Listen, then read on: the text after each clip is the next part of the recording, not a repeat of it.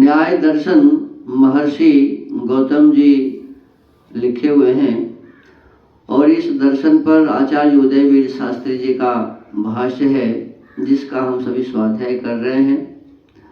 अभी 16 पदार्थ जिससे मुक्ति प्राप्त होती है न्याय दर्शन के अनुसार, तो उसमें से प्रथम प्रमाण और दूसरा जो है वो प्रमेय। तो प्रमेय पर हम अभी चर्चा कर रहे हैं। आत्मा, शरीर, इंद्रिय, अर्थ, बुद्धि और मन, यहाँ तक हमने स्वाध्याय कर लिया है। आज प्रवृत्ति पर चर्चा होगी। प्रथम अध्याय न्याय दर्शन के प्रथम आहनिक के 17वें सूत्र में कहा है,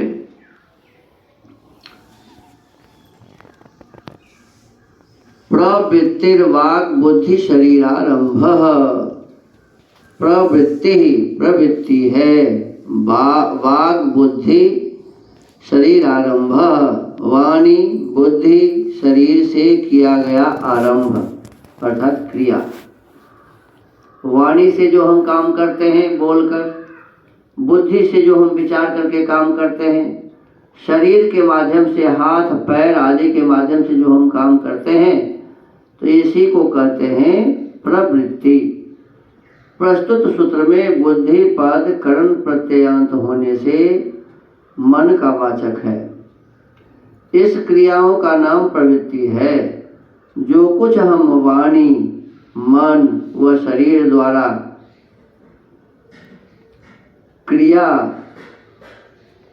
चेष्टा आदि करते रहते हैं, वह सब प्रवृत्ति के अंतर्गत आता है। ये क्रिया पाप रूप या पुण्य रूप दोनों प्रकार की होती है।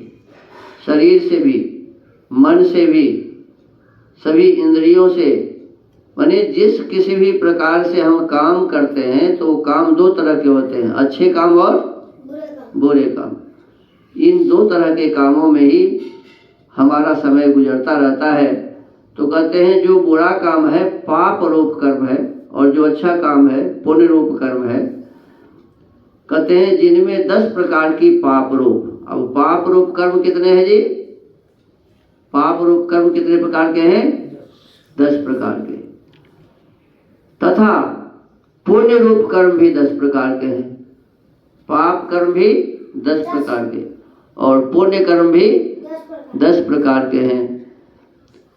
10 प्रकार की पुण्य रूप क्रियाओं का विवरण गत द्वितीय सूत्र की व्याख्या में कर दिया गया है, जिसकी पिछले ही सूत्र में विशेष रूप से बताया गया है कि किस प्रकार से हम अपने मन से, हम अपने शरीर से, हाथ से, पैर से, जो इंद्रियां हमारी हैं उसके माध्यम से हम कैसे अच्छे बुरे कर्म करते हैं।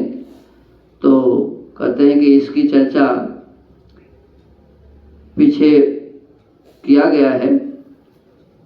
अब कहते हैं कि दोष का लक्षण, प्रमेय पठित क्रम प्राप्त दोष का लक्षण सूत्रकार ने बताया है। तो इस पर विशेष रूप से चर्चा आगे होगी।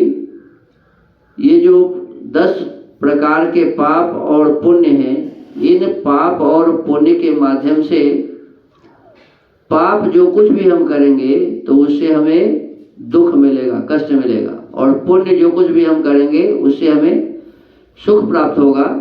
तो विचार पूर्वक हमें अपने वाणी के माध्यम से, अपने हाथ के माध्यम से, अपने शरीर के किसी भी अंग के माध्यम से, मन के माध्यम से कोई भी गलत कार्य नहीं करना चाहिए।